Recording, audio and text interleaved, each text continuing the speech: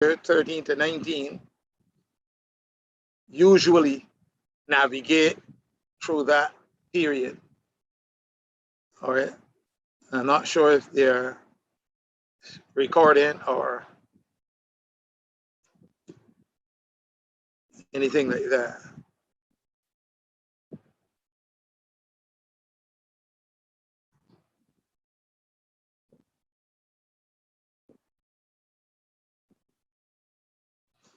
Just the other day, somebody asked about something, a question, but I couldn't direct them to where to go.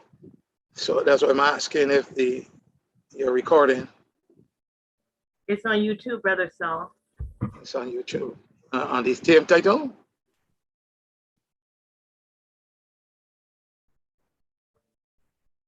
I'm not sure for the title. It goes on YouTube, you just check. All right, so we begin God's blueprint, handling difficult, defiant adolescents. Let us pray.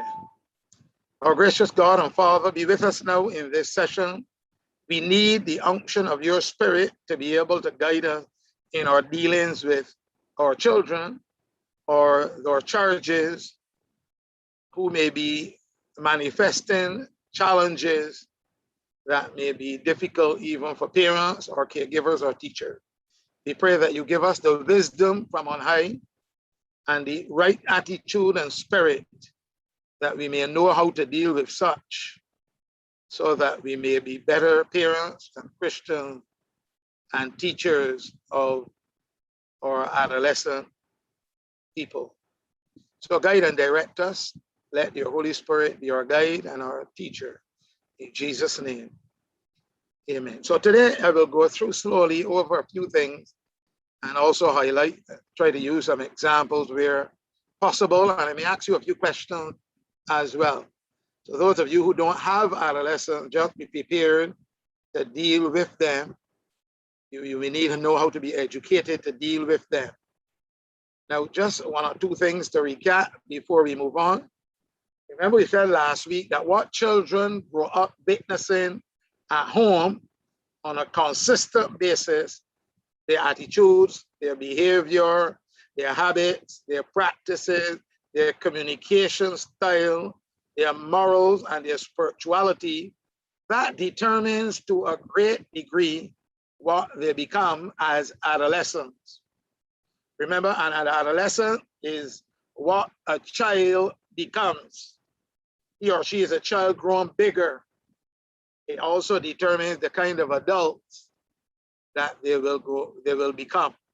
How they navigate through this period of adolescence, how they come out at the end, will determine what type of adults they will become.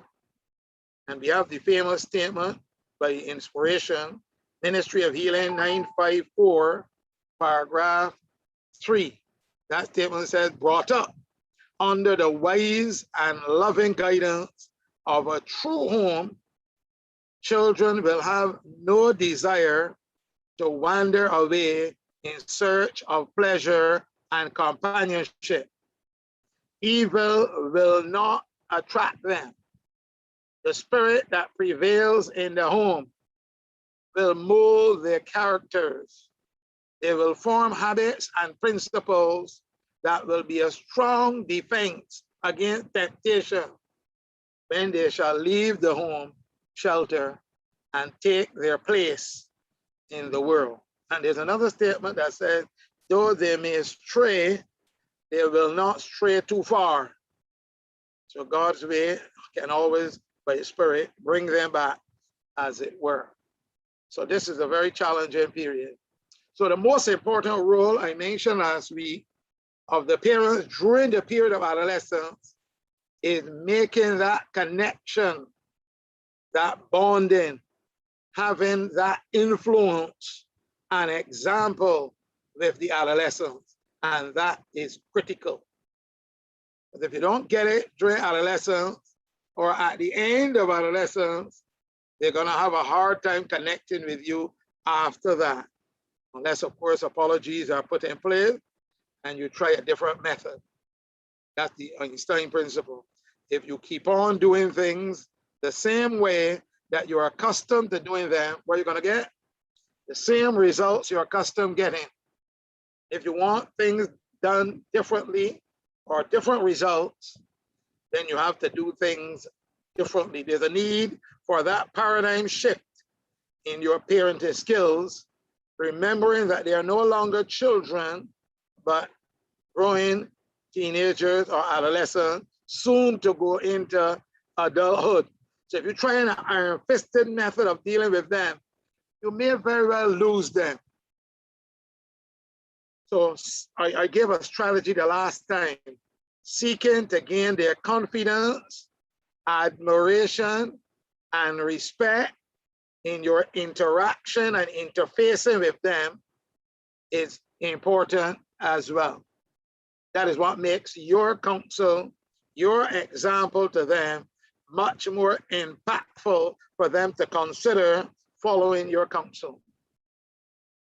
Because they still need guidance and direction, even though they're adolescent. And one of the key rules of working with adolescents, one of the key rules is this important principle. Anyone who is to be successful in working or getting along with adolescents must know what makes them tick. What is their mindset like? What are their needs? What are their characteristics? What are the areas where they're challenged? How to impact on them? How to get that connection and bonding? How to keep them close to your side so that you can have an influence. And even if you are not close to them, but they are related to you, you have to go by them. Try to interact with them without lecturing, moralizing, or talking down to them. Try to connect and laugh and have a bonding. Try to gain their confidence. That includes showing an interest in their well-being. You may have to buy some things that they need, use something as an incentive, and then try to engage them in conversation. And even though they may be difficult, I'm going to give some tips for that if they may not be responding as they should, as it were. Very good. So parents, adolescents, sometimes challenge their parents, their teachers, and caregivers, adolescents. That's part of their characteristic. They like to challenge, to stimulate you. They like to test you out, and they like to see if you are safe, a key word for them. And if you fail that test, they're gonna put you down as number 7 or 8 in terms of your influence upon them. But if you are safe, you are high in their estimate, and they're gonna find it easier when they need counseling to come to you, to gravitate towards you. But this is a period when they like to challenge or defy. We said defiance. And by defiance, I mean, they're saying to you, let me see what you are gonna do if I don't do what you tell me. Did you hear that principle? That's what they say internally. And that's what they're saying by their defiance. Let me see what you are going to do if I don't do what you tell me. Defiance, testing your limits and boundaries to see if they can trust your authority. And that is done at 2 levels, the conscious and the unconscious levels of thought. At the subconscious level, they're saying, the conscious level first, let me see what you are gonna do if I don't do what you tell me. And at the subconscious level, they're saying, I need to feel secure in your authority over me. I need to know that I am secure with your authority. So they want to see if they can trust your authority. That's important indeed. So we have to find out, listen to some clues. I'm giving you a lot of important clues. We need to find out what they are interested in. You can note that. Find out what they are really interested in and try to get involved in it. even if you have to offer them some incentive to help promote what they're interested in, once it is something that is positive even to them. Deal with issues later or afterwards, unless it is threatening presently. All right? And yes, I mean, we're still dealing with the past presentation, but these are some wonder working and miracle working counsels that will help in the healing of our adolescents. Instead of asking, what's your problem? That's something that adolescents resent. You may want to ask them questions about their interests, their hobbies, their heroes, or their friends. Almost every adolescent has a significant person in their life. Somebody whom they look up to, who they like a lot, whom they respect, whom they really appreciate. All adolescents have somebody in that category. Very important indeed. So you have to use and utilize those who are significant others in the life of the adolescent, sometimes to be able to get into their life. What did I say before? Developing connection is key. Express affection frequently and openly to the person. They will smile, they will like it. The children, it may be hugs, but for the adolescent, it may be things that they approve of. Show interest and genuine concern for their welfare. What did I just say? Show interest and genuine concern for their welfare. Even if you are a distant relative, they will say, my cousin or my uncle or aunt is safe. If you were to really get them down talking, they will tell you who they admire and look up to a lot. Express encouragement and interest. Just as you talk to your children, you will need to talk to your adolescent children as well. Support their activities.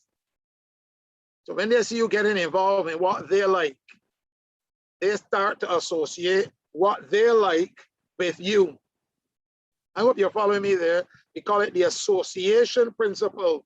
It is just like cognitive dissonance. If somebody is your enemy, whoever the friend of that enemy is becomes your enemy.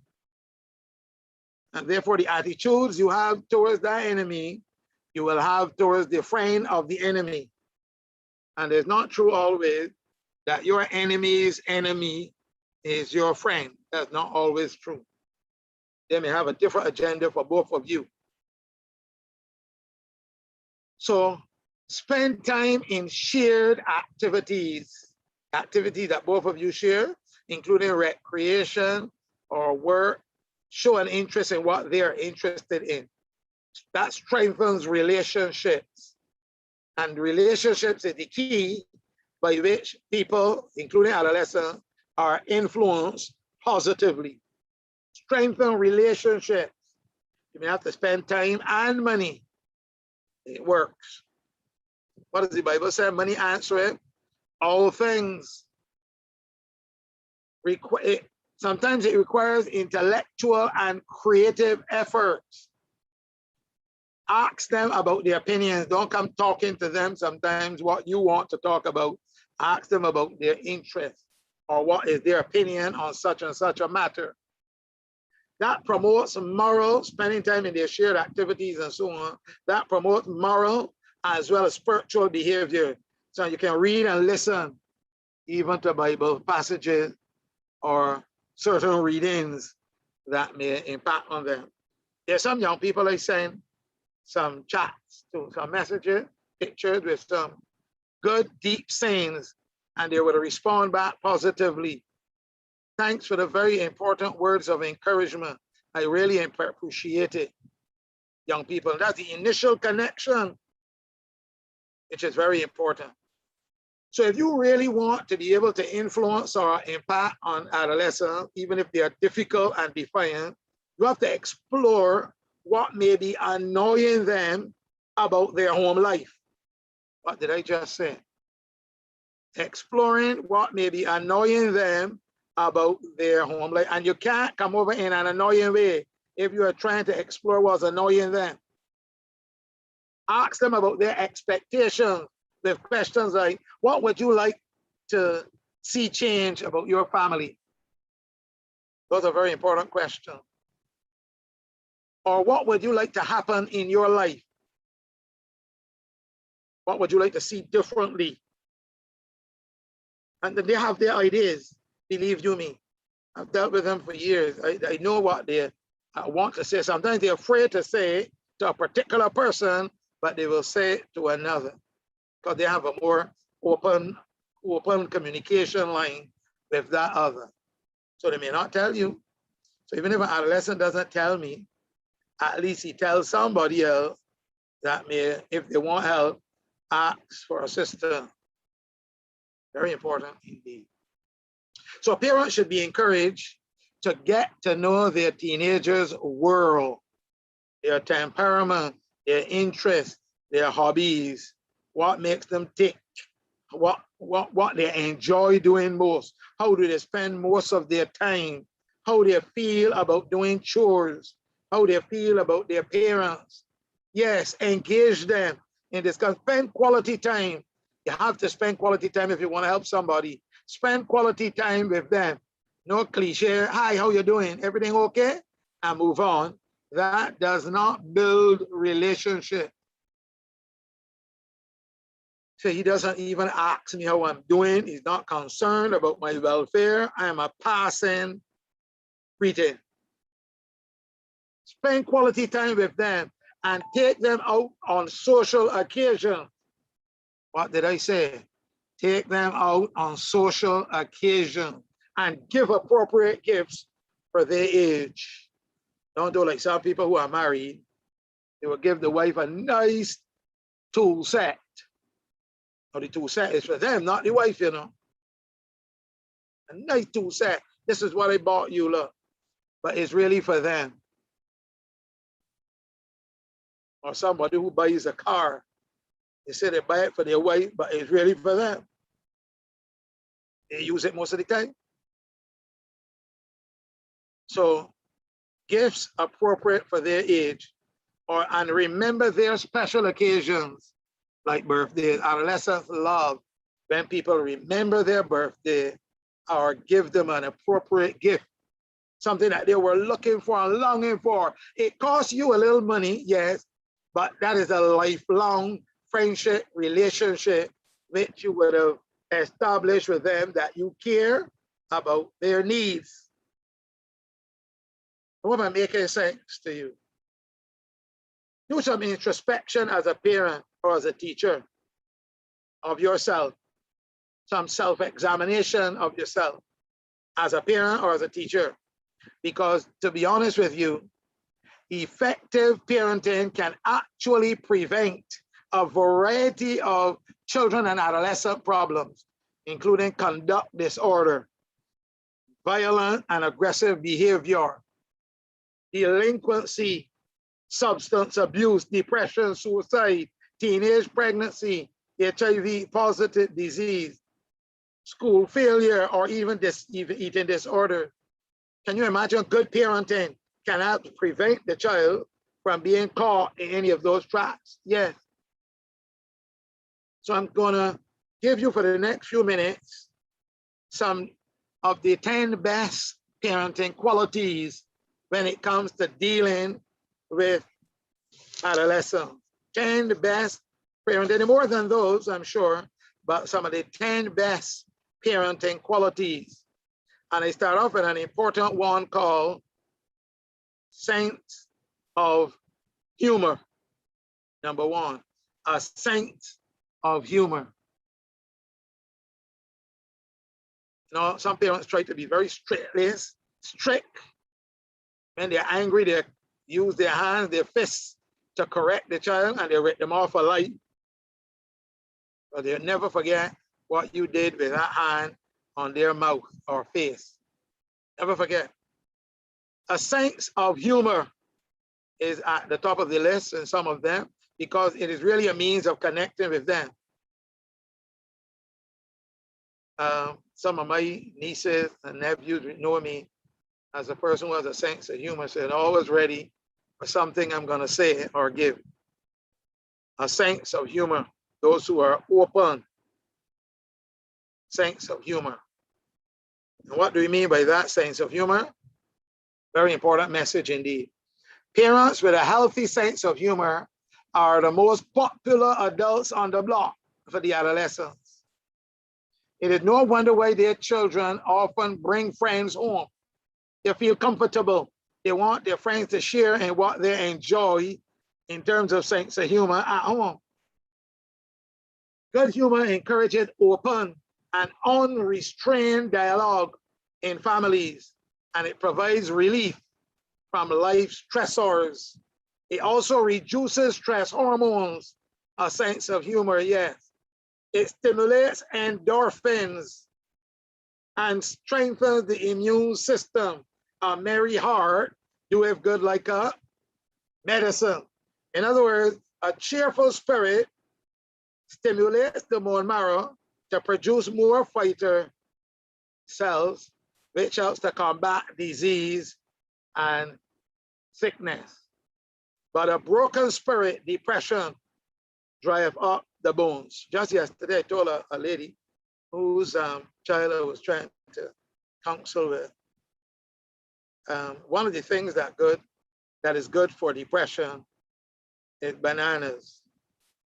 I've never seen a depressed monkey, always cheerful and happy. And bananas can prevent you from going bananas because the potassium level is high.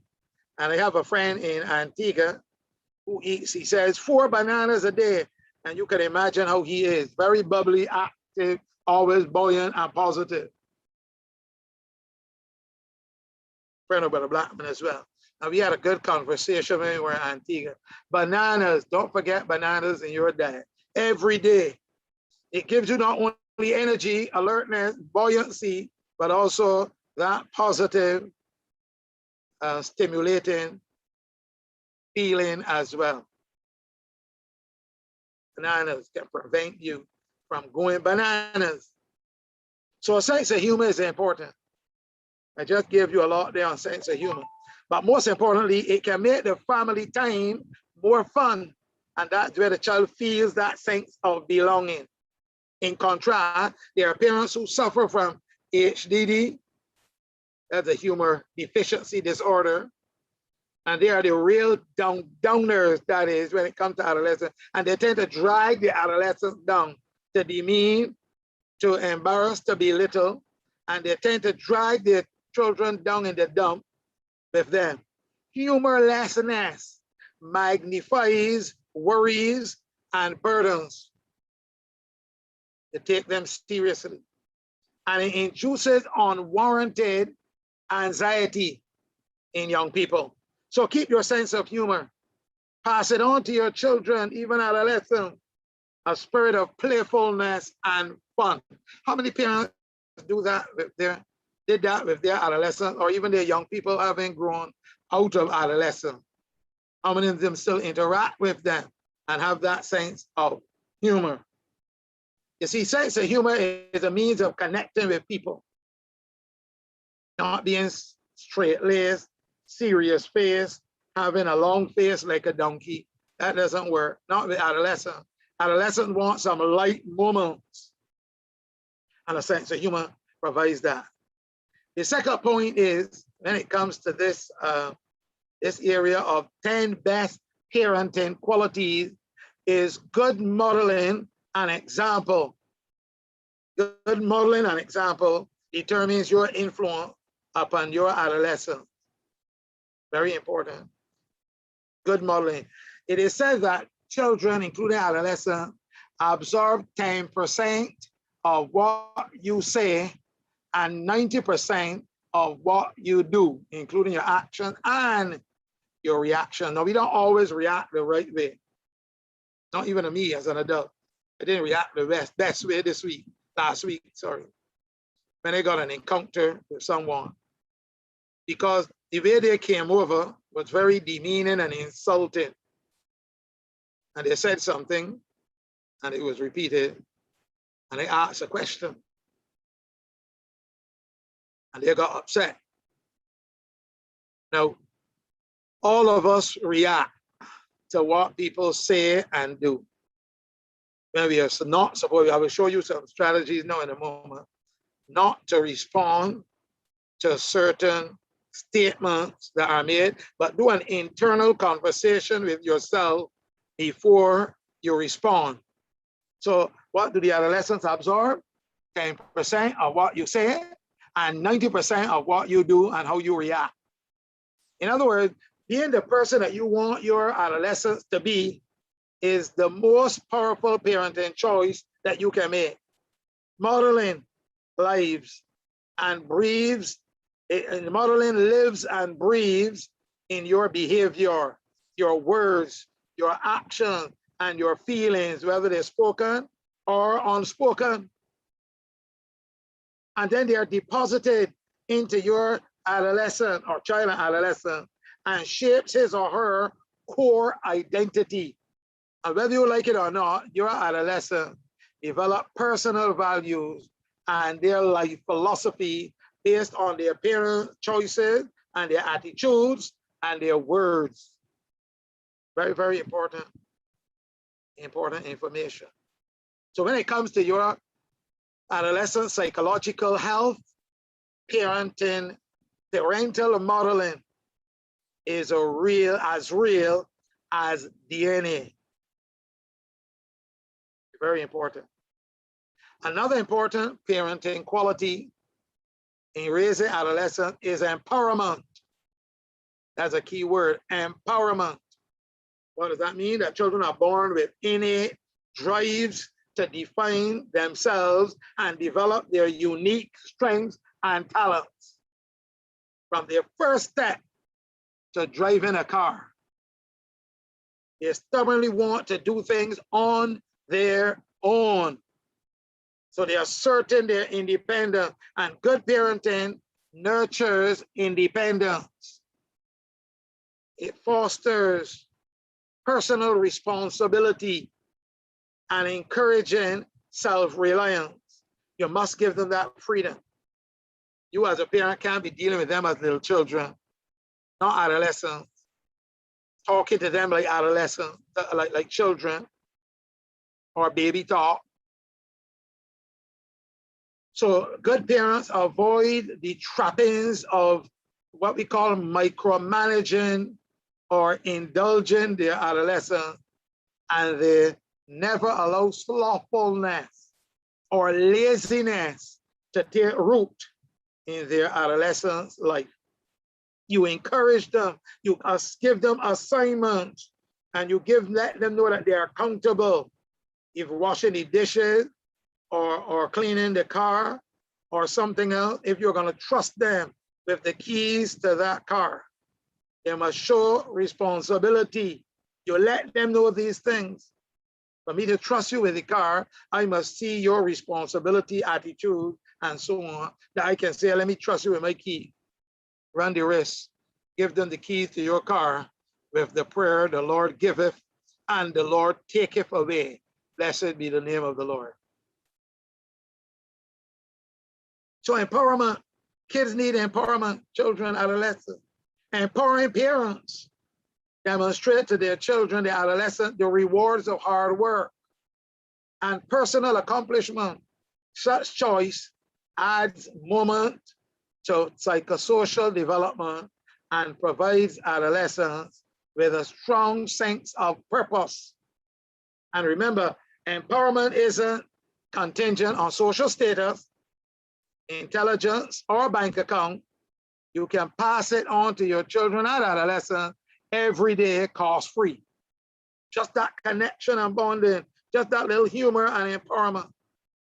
Then there's a word called, good parents have something called flexibility. Flexible parents tend to be open-minded and easygoing. They resolve disagreements smoothly.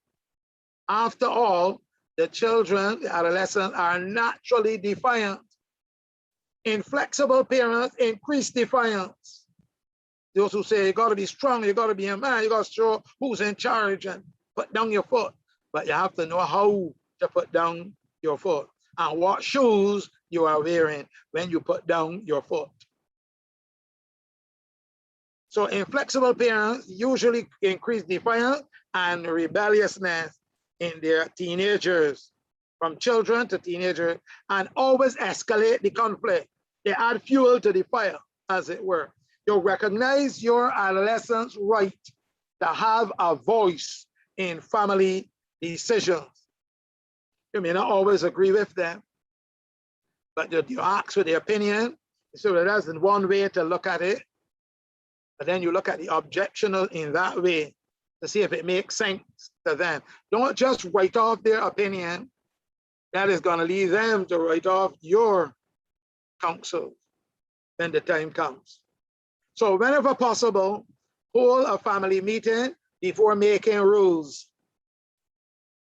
Offer choices. Engage your adolescents in dialogue. And being flexible doesn't mean that you let your adolescent get away with murder. Doesn't mean that. You find a balance between being accommodating and dominating. And your adolescent will reward you with greater respect and self-reliance because they see that you are trying to get where they are coming from in a balanced, fair, mannerly way. They're going to look up to you and respect you. Don't mind they may rebel, they may stray, but they will not stray too far. Another key ingredient in a good parenting style, attunement. And I don't mean just listening, I mean something called perception. Two friends were walking down the streets of New York one day. When one stopped, one had come from the country, and the other one had lived in town, in the city. And the one who had visited from the town, from the country, said to the other one, I hear a cricket. A cricket is a small animal, in this case, not again. I hear a cricket.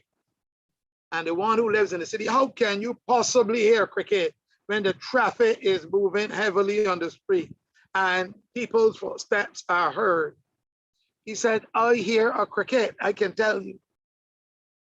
And he turned his ear, he put his hand to his ear, and he went down in the corner of a building where there was some shrub, some bushes. And he managed to find the cricket and said, this is it here. The friend said, how on earth did you manage to hear that in the midst of all this traffic? He said, it's easy.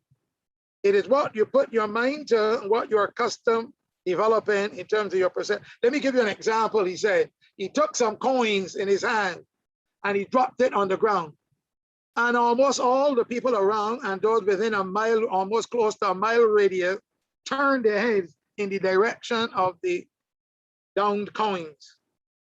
He says, so what I tell you, all of those, it is what you are attuned to. It is what you are paying attention to that you hear. The adolescents, you have to be attuned to them. Call it attunement, listening and perceiving, not just what they are saying verbally, but what they are saying in terms of their meaning. Attuned parents are great listeners. They refrain from offering advice, judgment, or comparison. That's a dangerous thing to do with adolescents, to compare two different adolescents. It makes one feel jealous of the other. They listen, attuned parents listen to understand and not just to respond. Many of us listen to respond, but they listen to understand where the other person is coming from. They look beyond, they hear beyond words the meaning of the person. So quality listening soothes adolescents or children better than any counseling or recommendations and so on. And it fulfills two crucial needs. One, the need to feel understood and accepted, and the need to feel appreciated and be validated. What an important is attunement is. So a tuned parent intuitively sense their children's feelings from the time they were children, even to when they become adolescents. They sense their feelings. They know when they're happy, when they're upset, when they're angry, when they're depressed, and they respond to their needs directly. For this reason, their children, even when they become adolescent, really engage in defiant or destructive behavior. Remember I told you about that mother and the daughter. Even though the daughter didn't say it right, even though she shouted at the mother, screamed at her, the mother did not respond to that. She tried to put herself in her child's shoes, trying to understand now why she's reacting, because she doesn't normally react like that. She was having problems with her boyfriend. And then the mother chose a different method and then says, oh, you're having problems with boyfriend. I had that problem too. Same problem that you had, I had. He said, oh, and then she began to explain and connect it. She said, oh, and then at the end, she said, you know, while I should not have raised my voice with you, I'm sorry, and so on. I hope you understand everything I've said. And by the way, that's not the way to speak to mommy. I'm still in charge of you. I would appreciate if you would speak more respectful to me as your parent. You understand what I'm saying? And then you get their behavior. So when that is established right there and then, it's like a nail in a or screw in a sure place. The next time something happens, remember what I said, and then you will get dialogue even without confrontation and argument. Very important understanding. Some of us are more willing to understand others than sometimes people who are family members. And some of us can be very, very hypocritical. Talk to one person one way, and when somebody who they like make the same mistake, they're very easier on them and so on, and laugh it off. Somebody else, they want to extract a pound of flesh from that other person. That's hypocrisy. And sometimes people, we do it as parents with one child versus the other.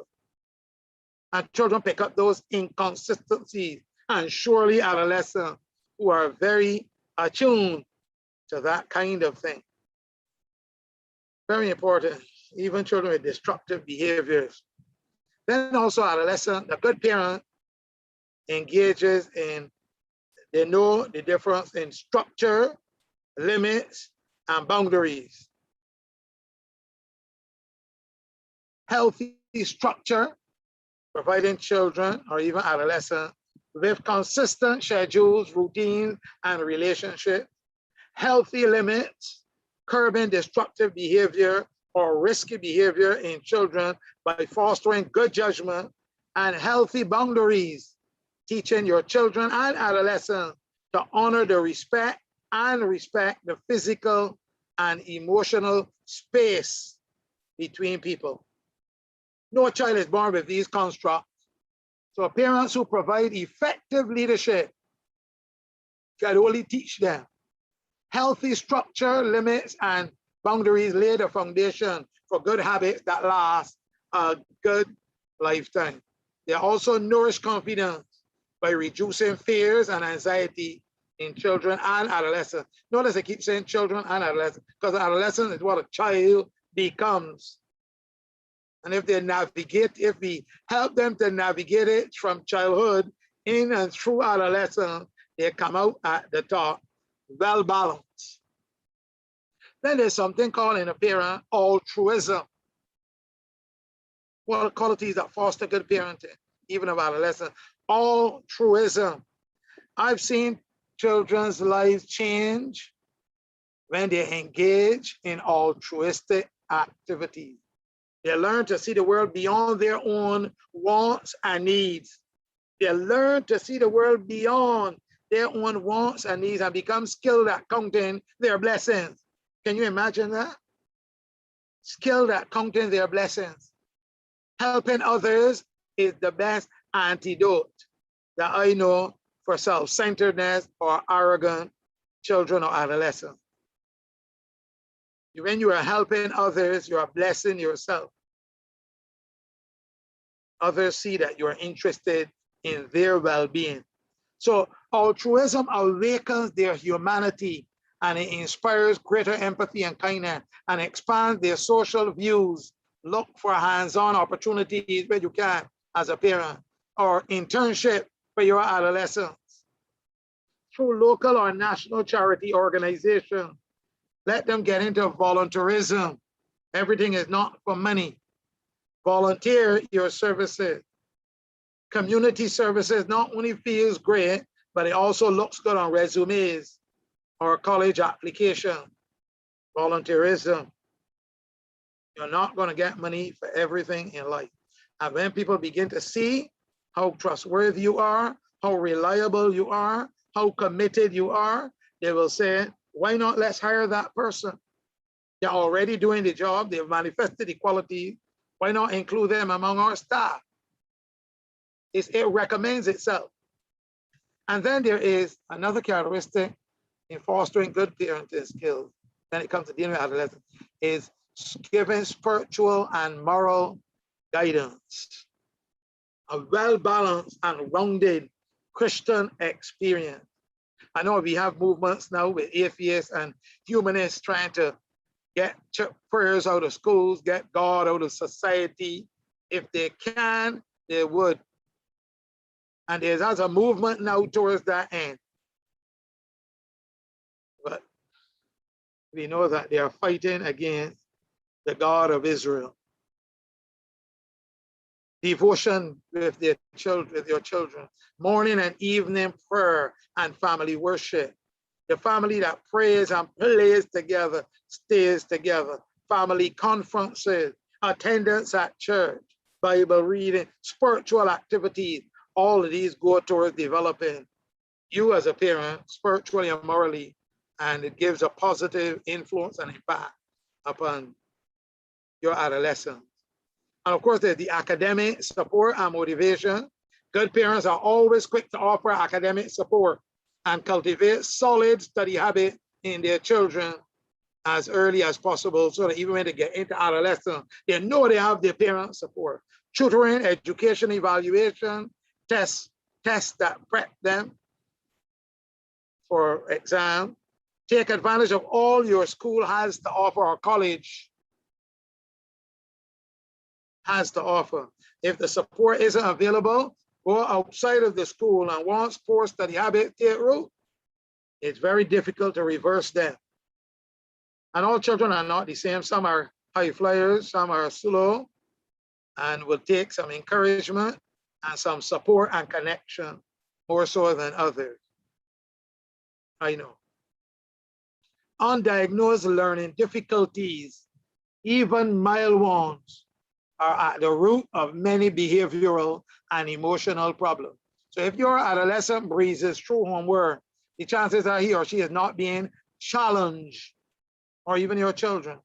Talk to the teacher, arrange for extra work, make sure that your children are used to working hard so that they don't give up quickly when schoolwork becomes more difficult. That is the challenge. And then there's healthy eating habits. Another good quality of parents who foster good parenting. Healthy eating habit, because the children get to like what their parents eat. It wasn't everything that my children liked, but they saw me eating it. And all of a sudden, when they brought home, no, it wasn't for me, it was shared in half, because they liked it too. I mean, between me and one other person, or 3 other people, or 4. But they get to like what you like as parents. Children inherit eating habits from their parents. So do adolescents. So it's important to pay attention to what your family consumes at home. Junk or fast food, sugary sodas, or energy drink may give you a quick boost, but in the long run, they make your body and mind sluggish. And there's plenty of research that shows a significant correlation between high sugar, high fat diet, and a number of disruptive emotional issues such as anxiety, depression, and so on, and they add an ADHD, sorry, in children. Very important. You see, the experiments were carried out even with spiders. The researchers fed a spider some sugar and the other one no sugar. And the web that was weaved, sorry, by the spider after consuming the sugar was not symmetrical, it was a little chaotic, but with the one that was not fed sugar, sorry, it was symmetrical and it looked very balanced, as it were, the web. So high sugar content food do affect the brain. So I want to encourage you as parents. So good parenting can educate children about food and involve them in food preparation and meal planning, and they make choosing health foods fun, and they applaud their children's effort in early childhood. Those eating habits can develop even in adolescence and leave imprints that will rarely fade. Give your children better food choices, and you are laying the foundation for health and wellness that they'll carry with them as adults. So there's a lot that we can talk about. And all of this is preparing our children to be good Christians, and even preparing them for the final crisis and preparing them for the second coming of Jesus Christ. Now I have more, some keys to dealing with difficult adolescence, but I'm going to pause here and open up for any comments or questions that you may have, especially dealing with difficult or defiant adolescence. Any questions or comments? Now is the time.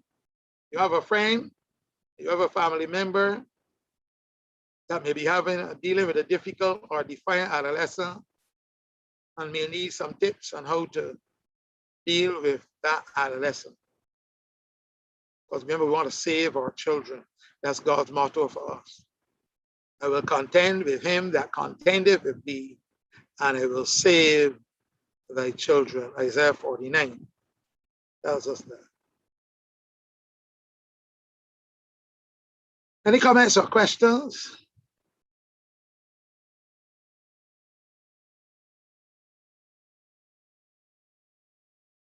So all that I've given you there, if you listen over to it and start to find ways and means of implementing in your unique situation, will give you some entering wedge, as the Spirit of Prophecy calls our health message, which is part of our religion, and entering wedge even into the adolescent mind, even when they're rebellious or plain difficult or defiant. Those are tips that actually help. I guess you'll let me know. So I'll just begin to touch on some of the keys to dealing with these difficult adolescents, some additional keys. As you know already, adolescents are a unique and often self-contradictory breed.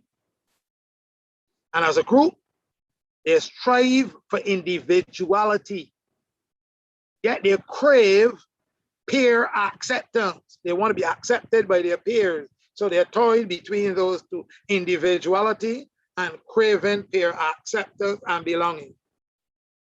They act like they know everything. And they tell you, I know, you got to tell me, I know that.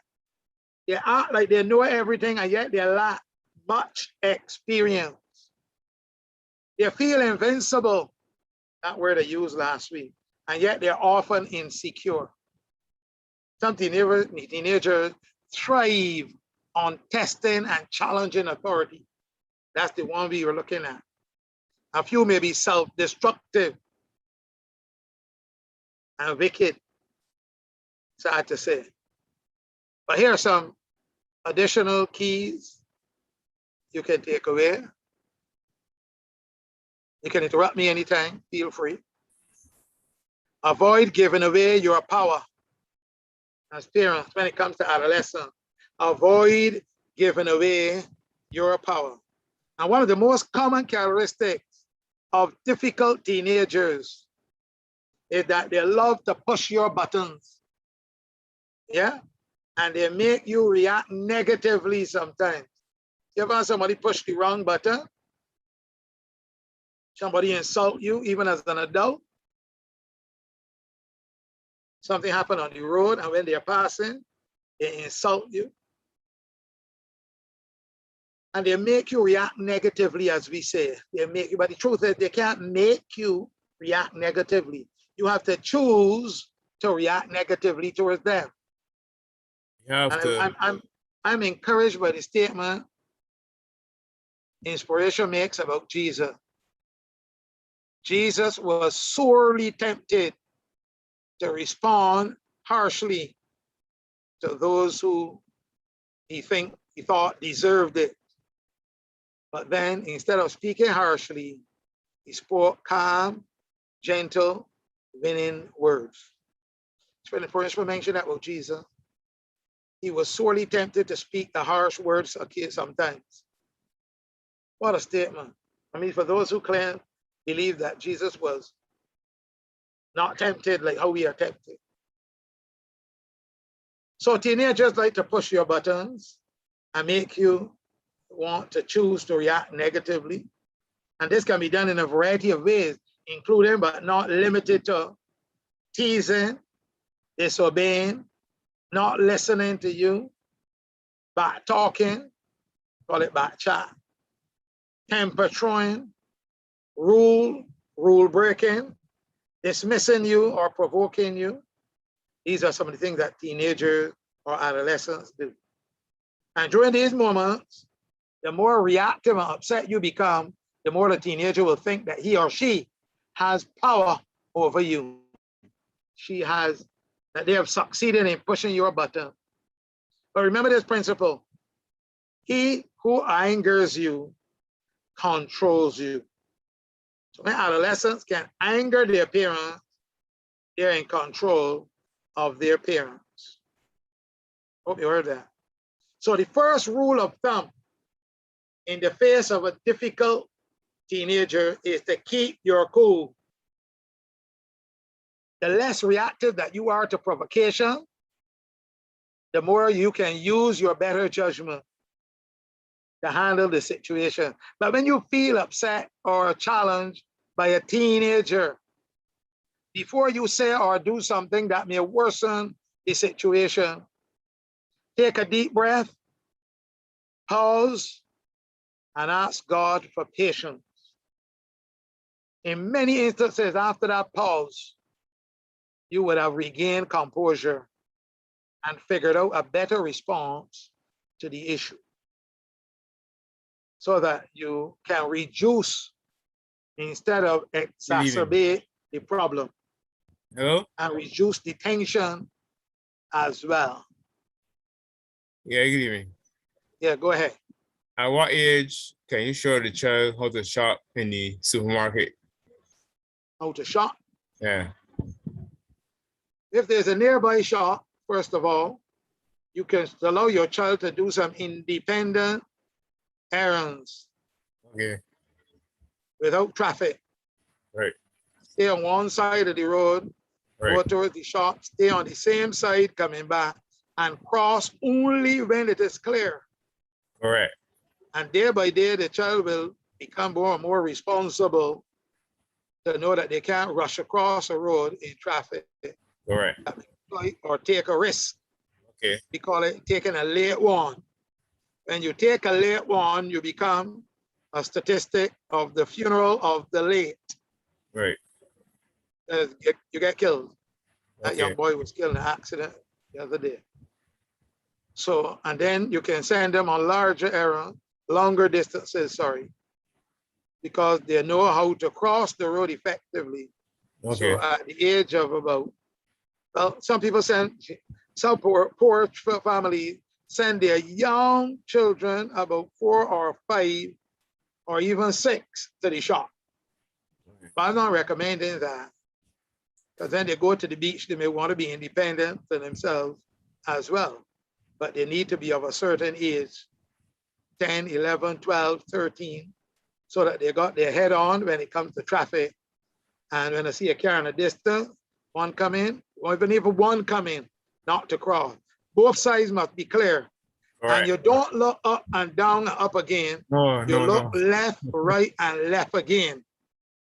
I know some That- people tell you, you look that what up, you- you look yeah. down, and you look up again.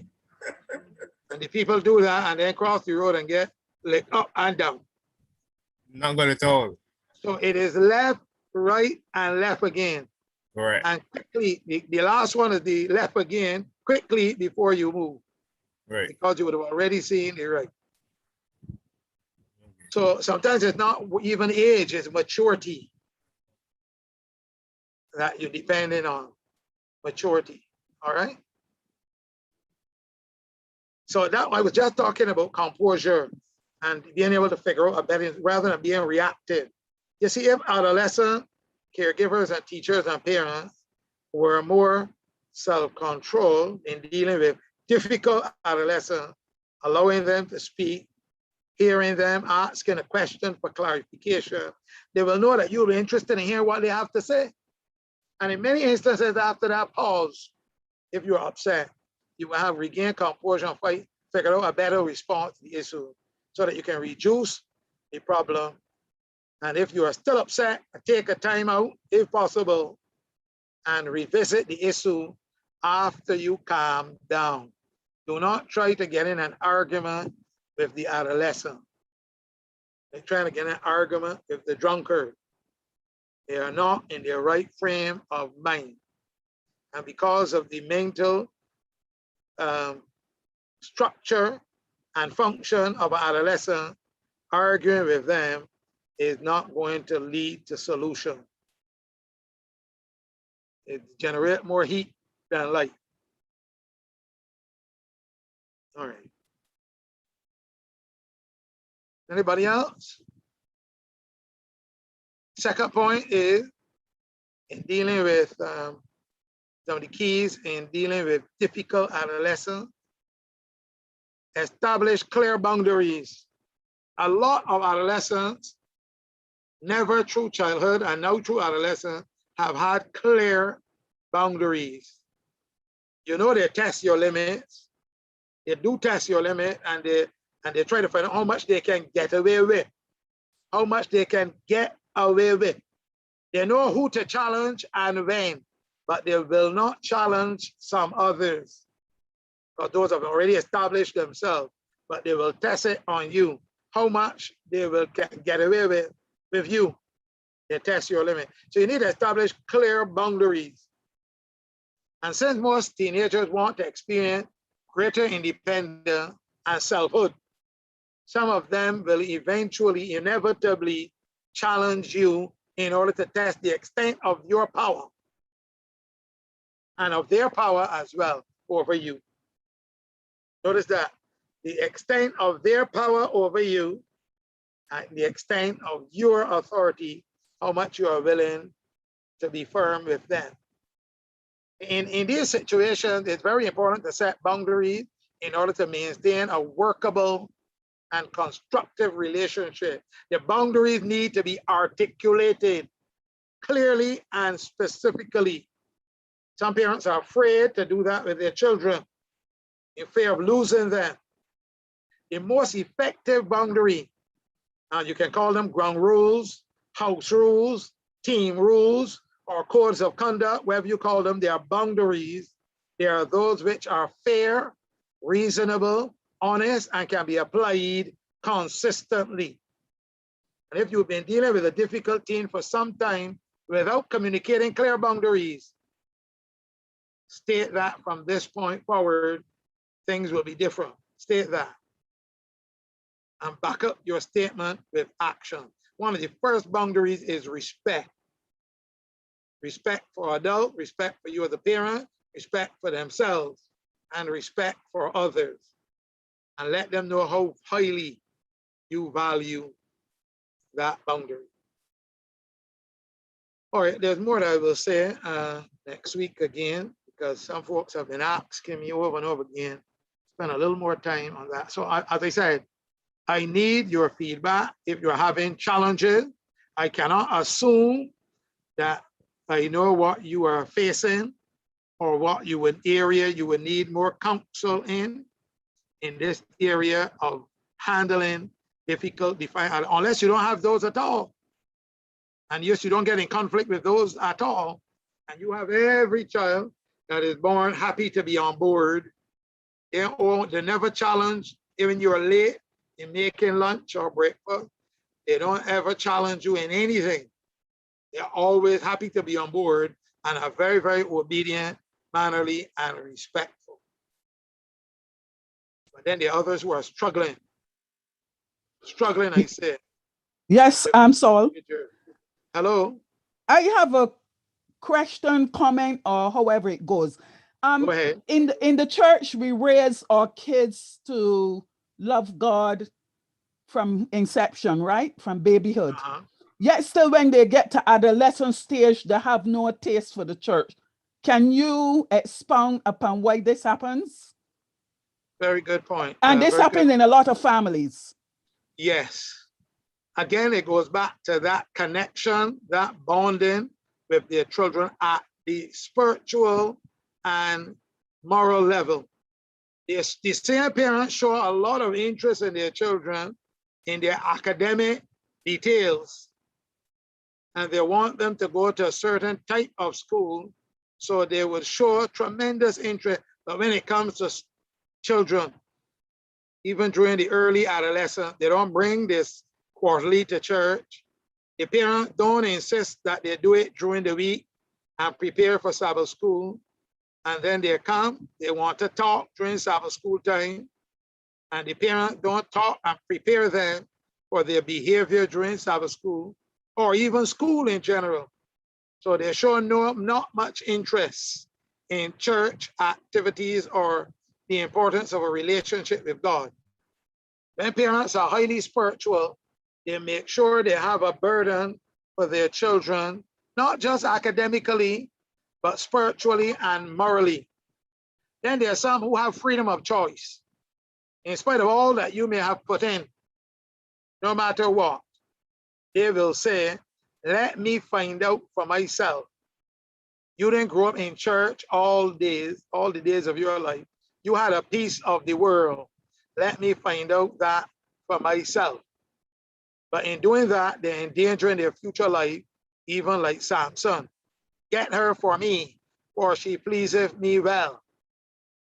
And then also, what some parents talk about at home, if they're talking badly about the church, about leadership, about pastors or elders, if they're talking badly and their children hear the conversation, the children will dismiss church. They will see that their parents don't respect the elders or pastor or the sermon. They don't show the interest that is appropriate to those occasions, and they are irreverent, and they lose sooner or later the interest of spirituality and godliness and moral value, and they prefer to go and experiment for themselves. Brother Crossy has a lot to say on that, Christ object lessons when it comes to sowing tears and sowing seeds within the family against the church. And the other, but the statement that I read up front says, brought up under the wise and proper discipline of a true godly home, children will not stray too far. If they do stray, they will come back. The evil will not attract them. So it has a lot to do with the atmosphere that was created in the home.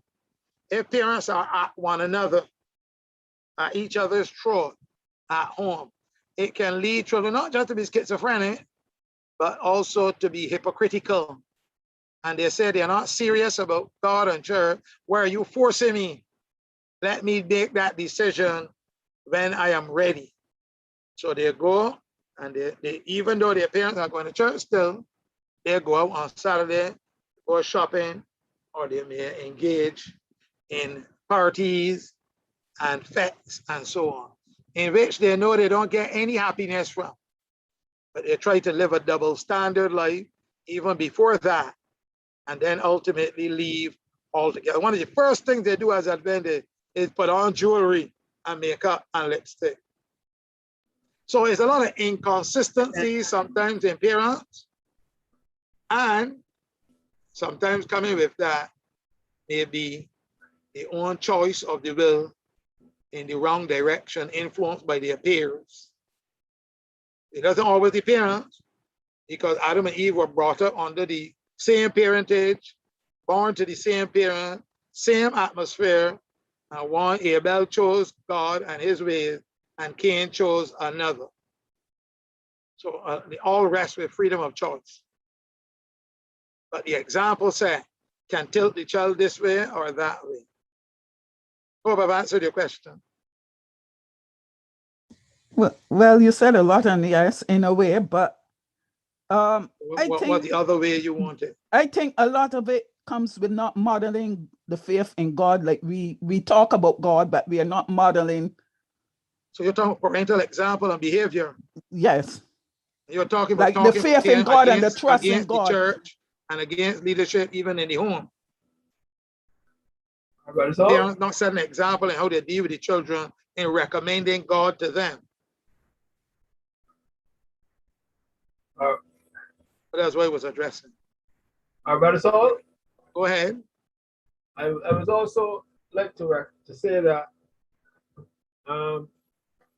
many of us who are in church, many of our children go out early to school in public schools. They attend high school as well as primary school. Right. We sometimes do not I think we undervalue the influence of those institutions on our children. Right. It tends, in my opinion, to lessen the children's attractiveness to the gospel and to truth. And there might be children who are in church, who come to church every Sabbath, but yet still they are not studying the word of God as they should. They're still caught up with the things of the world, but they attend church. Then there may be those who leave and go out of church. And we can pray for them that they will return. But their influences, I think that we underestimate when it comes to our children, particularly as they go out to schools and spend from 8 o'clock to 3:30 being influenced and battered. Of course, there is testimony given as to what should be our duty under those circumstances. But in some cases, that duty is neglected. So there are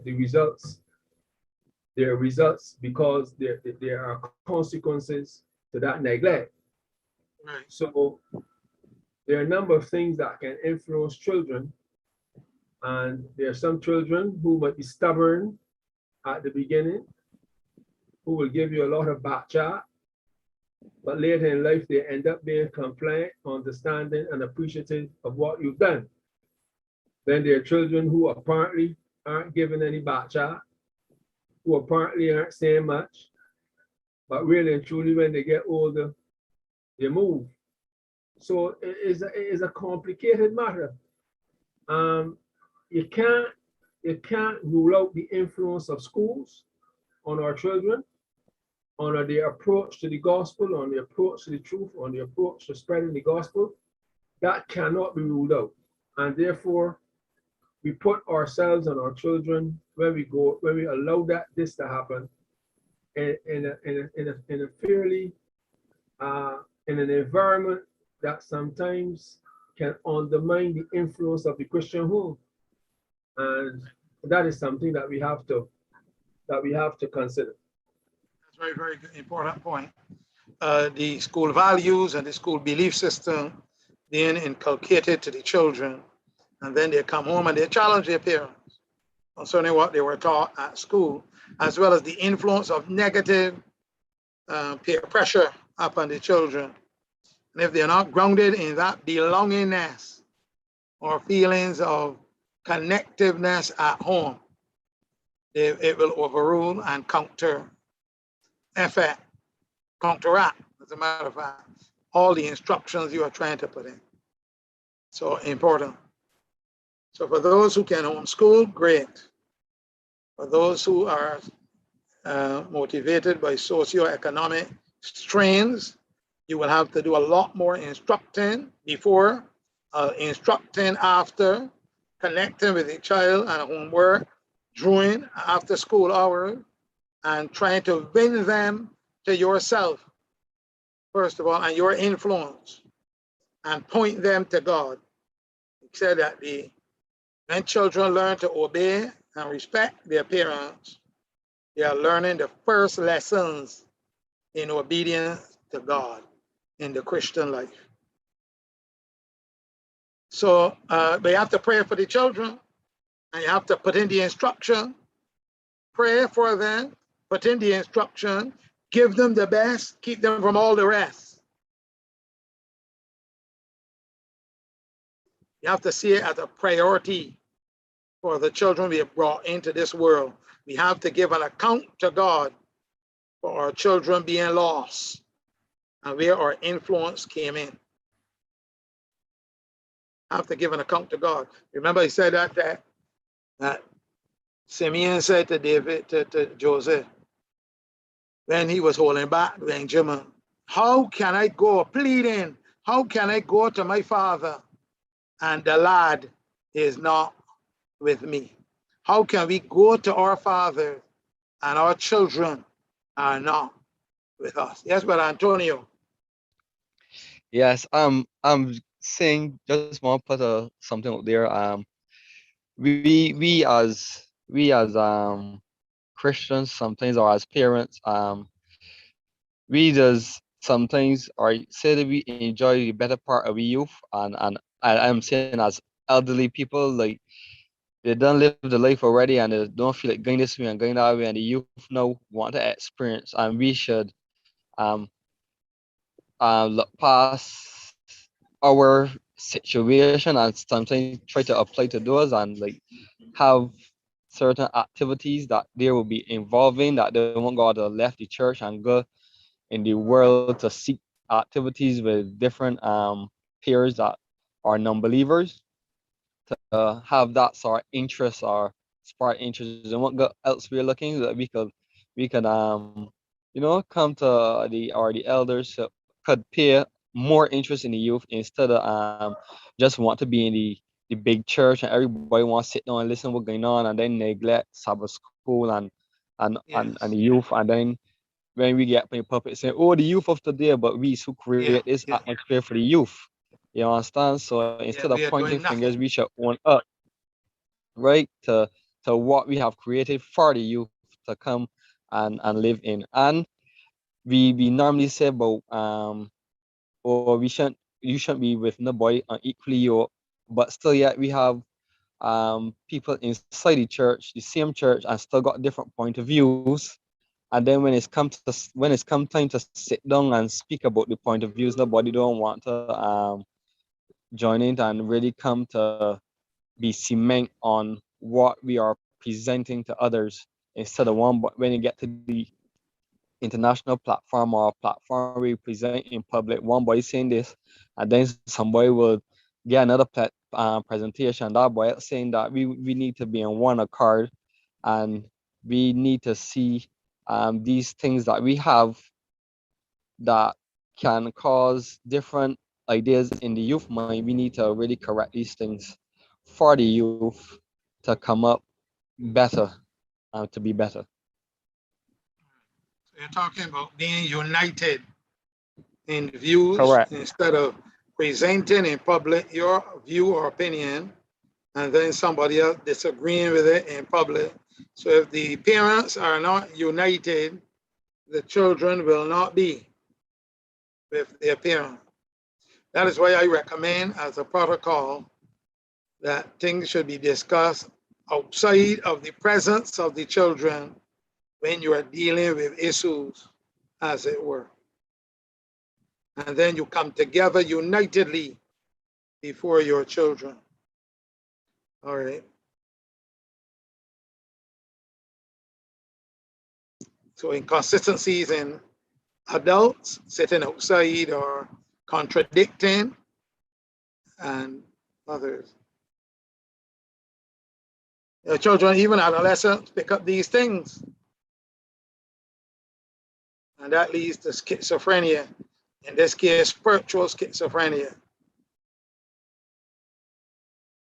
So we have to be consistent. That means we will have to meet and discuss, come to common understanding. All right, somebody said they want to respond, Sister Ricky. They want to respond to Sister's question or comment. Some of our church members can take some of the blame for the young people leaving the church as well. That is true too. They criticize young people can't handle it, especially when you see a single parent raising children and doing their best to lead them to the Lord. A responsible, respectful male model should take that male child under his wing. That is true. But it is true that church members sometimes contribute to the situation of children leaving. They hear things at church and they leave. I know one case where two young people left because they heard somebody talking about their family and they never had a positive attitude towards the church since then. That's a serious thing. So, example of adults. And church should be a place where people feel welcome and feel at home. What we call a church should be community friendly based. And one of the first things we can do, as we should have done, which we attempted probably at a late stage, is reach out to the community and try to get the youth interested as well and befriend them. When they come to church, we follow up. Can't leave it to one person to follow up family. Others should be involved. As we like to say, it takes a whole village to raise a child. One inconsistency can discourage an adolescent mind, and it's very difficult to get it turned reverse, that is, turned back to church and God. You ask some of them, though, I had thought about having a questionnaire, even with those who would have left. And I can assure you that it would have been some adult misconception of them or attitude towards them or some inconsistency that they would say that they left or they never felt belonged. They never felt belonged. It would be So nice. the moment an adolescent comes, another adolescent should befriend that person along with the adults and greet them, invite them for lunch or to stay, connect with them, make them feel at home, call them, visit them, supply their needs, and then you will see a greater interest. Somebody else just had their hand. My brother, bro. It would be nice again to see them again at church. Every church do open up. Well, that's true. The physical is important. Right. No amount of computer can work the physical interaction of fellowship. All right. Got distance from each other. And then, of course, when Antonio was talking, I picked up sometimes that there's a big generational gap between the older people and the young people in terms of the analog generation and the digital generation. No communication, don't have the same interest, and to plan activities, the older person to plan activities with the younger is going to sound outdated to some of the young people. That's why I encourage young people to plan some outings and invite the elderly along or the older one along. Plan the activities and invite the older ones to come along. That's what we did in the early days of the movement. We were the young people then. Hello. Is there something wrong with her teaching in the church? There's something because they wrong have a with our lot of teaching. people may not have the knowledge of what you are seeing and how to teach or bring up the children. So is it something wrong with us teaching? And when a person say they leave the church because this or that, they really, is it the church they leave? No, it may not be the church Explain at all. that. It may be their lack of Explain, spirituality. all right. Explain that it's not the church they leave. Because young want Well, he one said they have their young, freedom of choice. That's the mysterious right, element. So the holy. problem may not be the church, maybe not be the pastors or the elders. It is just It's them. themselves. And then when they separate and people don't come and visit them, they say the church is not a caring church. When they're left of their own volition and the parent did nothing about it, and sometimes want to blame the leaders. We were dealing with child training and parenting for a long time in the early days of the movement.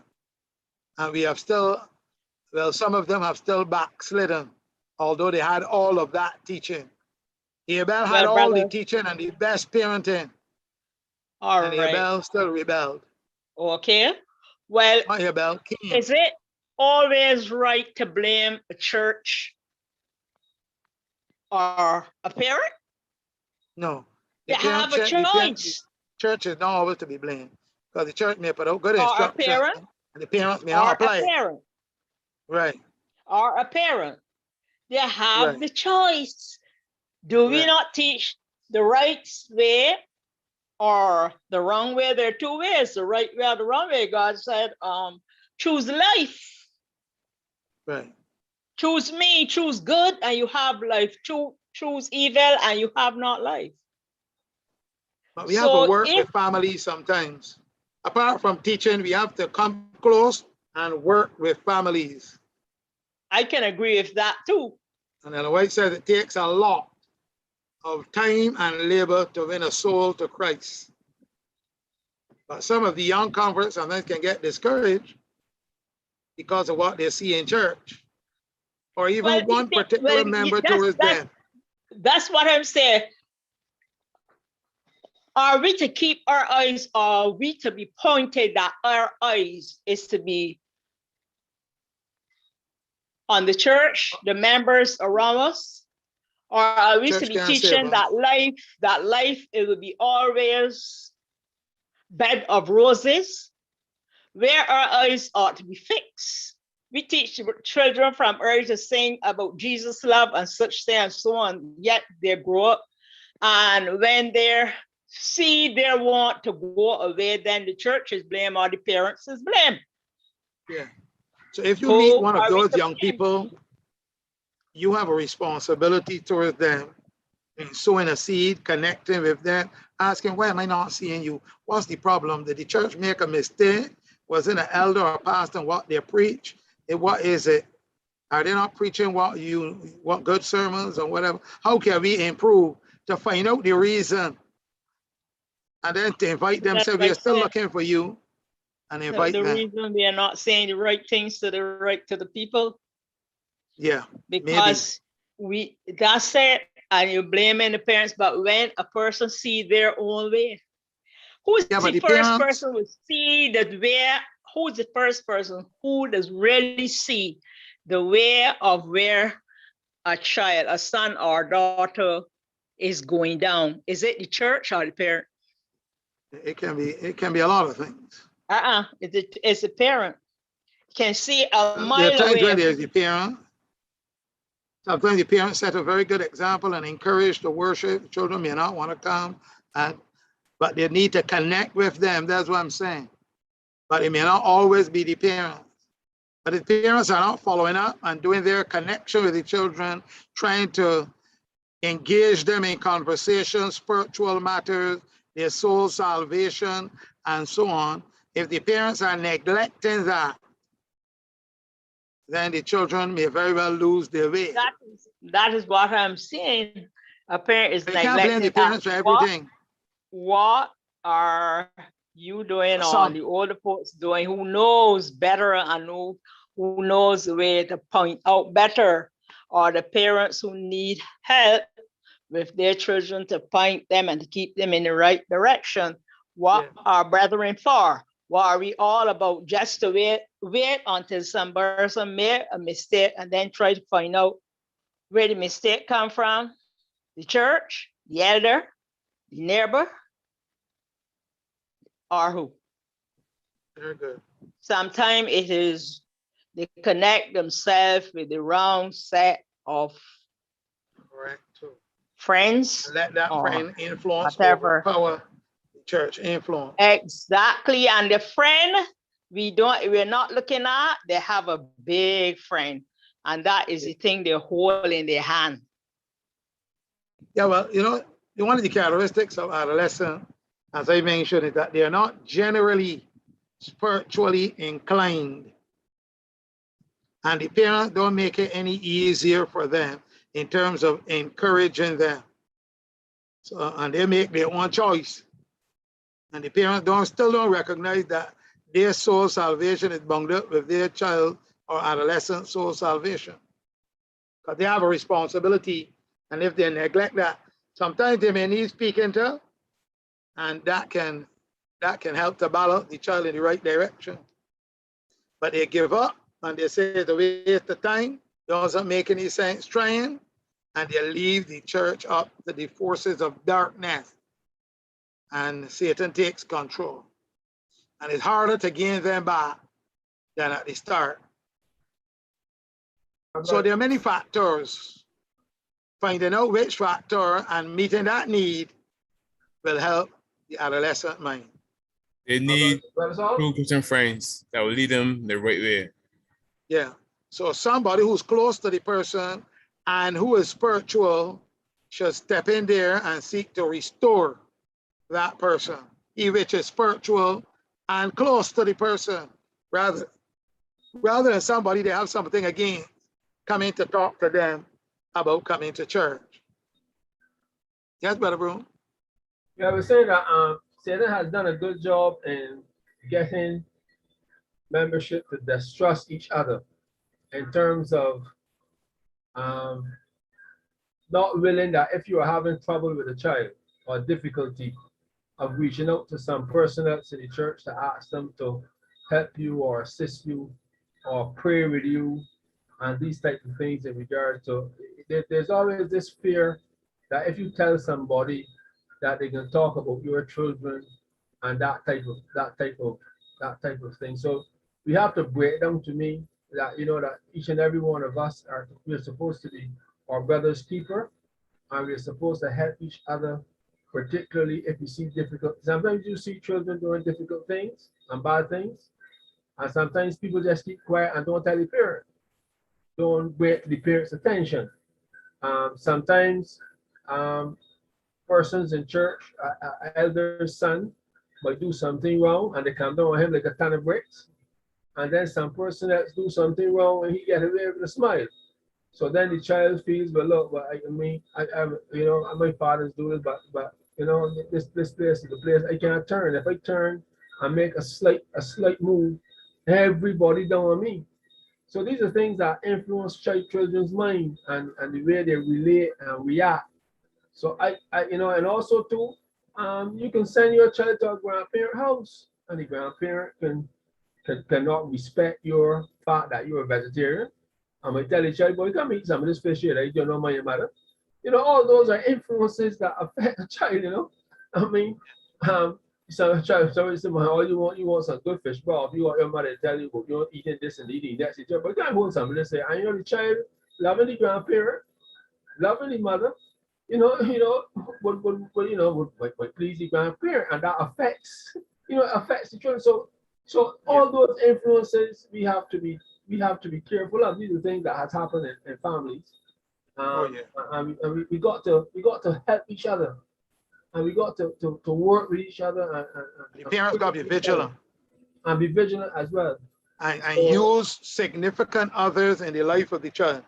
If a particular person may be the best helper and they're not comfortable with that person, the parent may be able to get somebody else who's closer to talk with them and pave the way for them getting help. And that's important. But sometimes the people closest to the person, who the person respects, looks up to, and admire, are some of the people who can influence them in a positive way. But sometimes they don't. So we are continuing next week. So have your questions at hand. There are some people who have not commented, and this is an important subject that they may be involved, having challenges in. It doesn't pay to keep quiet, but let your request be made known unto God, and God will provide answers. Anyhow, thank you for your patient listening. Feel free to tune in again next week as we continue to look at some other keys to deal with difficult adolescence. Let us pray.